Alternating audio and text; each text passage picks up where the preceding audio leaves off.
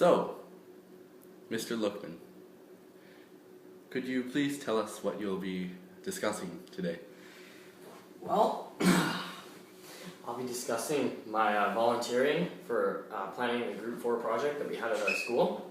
So for this, I partnered up with about 3 or 4 students from Mulgrave and 3 or 4 students from Meadow Ridge and a couple others from my school, Stratford Hall. And then we planned a joint group camp we had together. So we had a camp with all 3 of the schools together. And it was a camp based on Group 4, which is our HL Science usually. Well, not usually, it's our HL Science. And so we did a camp based around that, and it's we do a project there, a science project with group members from the other school. But in addition to that, it's a cool experience. We get to meet a lot of new people, do tons of fun stuff. And so apart from the planning of the actual science aspect, myself and the rest of the people that volunteered for this planned everything that happened at the camp. So that's the activity I'm going to talk about. Interesting. Could you describe a moment or story from your experience that also demonstrates a valuable learning opportunity for yourself? Perhaps the experience connects to one of the learning outcomes from CAS. Well, an interesting thing, not necessarily a particular event or experience, but something interesting that I learned was, I don't know, doing this. You know, there was some ethics involved. I mean, I was doing something. Well, everyone in that group was. We're committing a bunch of time to helping run a camp for our peers and stuff. And I don't know. It was just, I think the interesting thing that I learned was that it's not always fun to help other people. And you know, some volunteering activities are really fulfilling. Some things are that was actually enjoyable and I felt really good doing it. This was not one of those things. It was horrendously boring, and at camp I didn't actually get to enjoy the camp like everybody else did, and 10 out of 10 would not recommend it to anybody to do it. And when students at the school ask me, they're like, oh, well, how was that experience for you? Did you like it? I did not like it at all. But again, it's a good CAS activity, and it was a learning experience because I realized how much I don't like running activities that I'm taking part in. If I wasn't taking part in it, I might enjoy it a little better. But it's stressful when you're there and you're on the front lines running it as well as planning it. That stress goes to a whole nother level. And also there's something people were very unappreciative of it and of the work we put in. And so I don't know. I like to have a bit of recognition.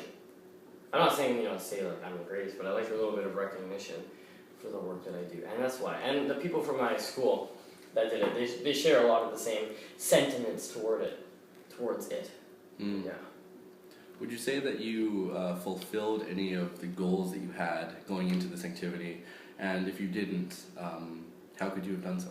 Well, my goals basically were just to run a successful camp. I wasn't exactly sure what it was going to entail when I actually first started planning it. But my goal was just to try and make it the most fun I could, and just make it the best camp that I could.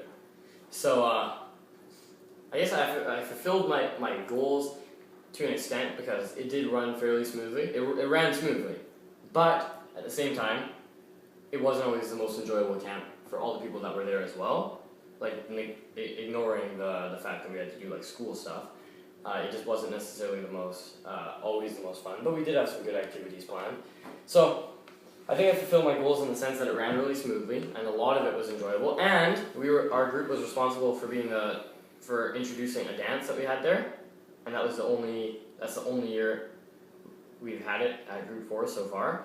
And so that was cool because it was my group that pioneered the dance, the group that I was in. So that was cool.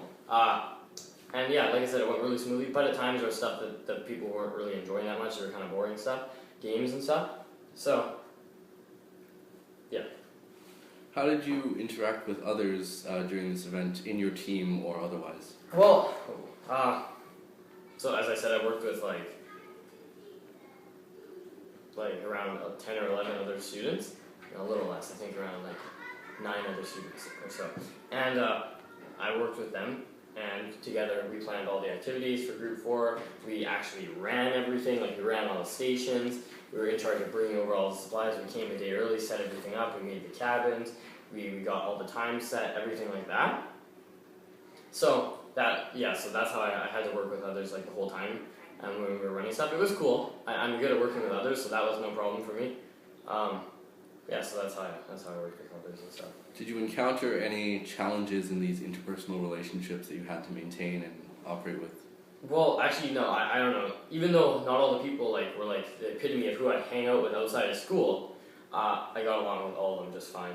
But at the beginning, when our school showed up to the meeting at Mulgrave, the other two schools were already there, Mulgrave and Meadow Ridge, and at the beginning they kind of excluded us, like they kind of boxed us out of the conversation. But slowly, we kind of broke into the conversation because we didn't know what was happening really. We came in all disheveled and stuff, not knowing what was happening, and we slowly worked our way in. But by the next meeting, everyone was on even ground and stuff, and everything was good.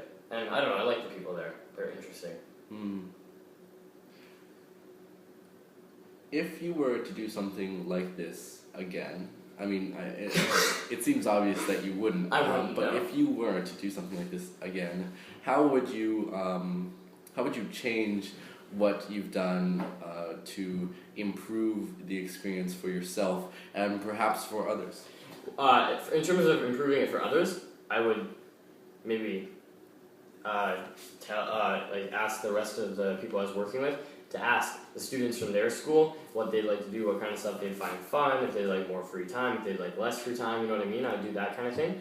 And I do the same with my school. And that way we could actually see what the people at our school would actually enjoy more and what the actual people who are doing the activities would enjoy most. And for me, I don't know, I really don't think there was much way to improve it. For me, I went into it with a very open mind, so I wasn't shut off to anything like that could have caused me to enjoy it less. I think it just generally wasn't a very stimulating and enjoyable activity. How could you apply the lessons that you've learned from this activity to other activities or life situations in your future? I think a lesson I learned was maybe know what you're doing before you do it.